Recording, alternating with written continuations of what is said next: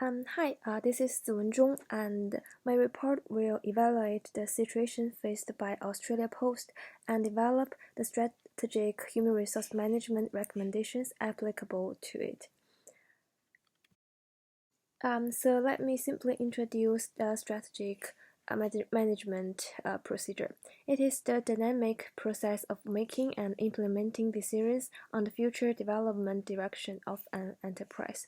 Before strategic analysis, the mission and the goals of the enterprise should be established. For Australian Post, it is the government business enterprise that provides postal service.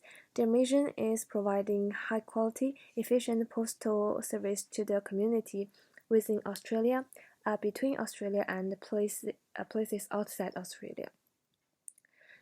Then we analyze the strategic environment of the enterprise, that is, the internal and external environment. This report will focus on identifying opportunities and threats of Australian Post from external environment. So let's begin with the opportunity from economic and technological factor as the economic recover gradually and the technological develop. The demand for express delivery increases, and also with the development of e-commerce, distribution market has great potential. And from political factor, due to the government's restraining order, more Australians are shopping online during the pandemic period, with online department store purchases up 473%. This has led to an unprecedented surge in package delivery. So let's move on to the threats. From political factor, the Australian Post is not as efficient as it used to be. It was affected by the temporary facility closures, and on any given day have around 500 of their employers in precautionary self-isolation in accordance with state regulation. And also the fewer passenger flights means they have less air freight capacity. Many domestic and international routes are currently suspended, and the remaining routes have much lower frequency. Many from the competitor aspect, major foreign companies entered the Australian market and intensified the competition, and the potential interest of the express industry are attracted with new entrants constantly covering up market share and cause potential competition. And the industry price wars have made consumers more inclined to seek cheaper service. So it is to timely find and discover the opportunities conducive to the development of the enterprise, as well as the existing threats to it, so as to make use of the opportunities provided by external conditions in the formulation and selection of the strategies, and will avoid the factors threatening the enterprise. In combination with the above analysis, I think the cost leadership can be selected, which is the cost of an enterprise is lower than of its competitors, or even lower than in the whole industry.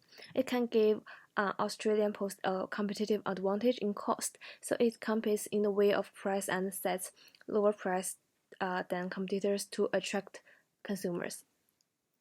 And besides that, since and the post office are generally fixed transactional work and emphasis on efficiency, the Australian Post may adopt the defender strategy. So, combining the defender strategy and the cost leadership strategy, we established enterprise strategy. It must achieve its strategic mission through the concrete action. Strategic human resource management is also a mode in which organizations systematically plan and manage human resource deployment and activities in order to support and achieve strategic mission. So, Australian Post HR strategy may has the following characteristics. As Australian Post has a limited and stable product line and emphasis the working process is basically fixed. The job description is explicit, work planning is detailed, and the human resource department can make selection decisions. And in terms of training, much of it is individual training and on-the-job and job-specific training. For performance appraisal, um, it is adopted uniform appraisal procedure used as a control device to narrowly focus on the degree to which an employee's work is accomplished. And in terms of the compensation, it is adopted fixed and job-based pay. So based on strategy, I will make some recommendations on the human resource practice of Australian Post. The first one can be the work simplification. Can be the key to gain the efficiency and the productivity. Based on UPS past experience in pursuit of cost reduction, they make change in technique to enhance worker effectiveness, which not only increase employers' efficiency but also reduce cost. And the second one can be the standard setting. The company established very specific ways for workers to perform their job and monitor closely performance of workers. With a sudden surge in package deliveries, outsourcing companies can do some recruitment tasks, which can not only cut cost but improve efficiency. And the third one can be the minimal training, because jobs in post office are fixed routine work and requires very low skills. So training for new employees can be streamlined as much as possible to reduce cost. The last one is the compensation for employees can be increased by increasing the amount of orders completed rather than the totally same salary in order to increase employees' motivation to work.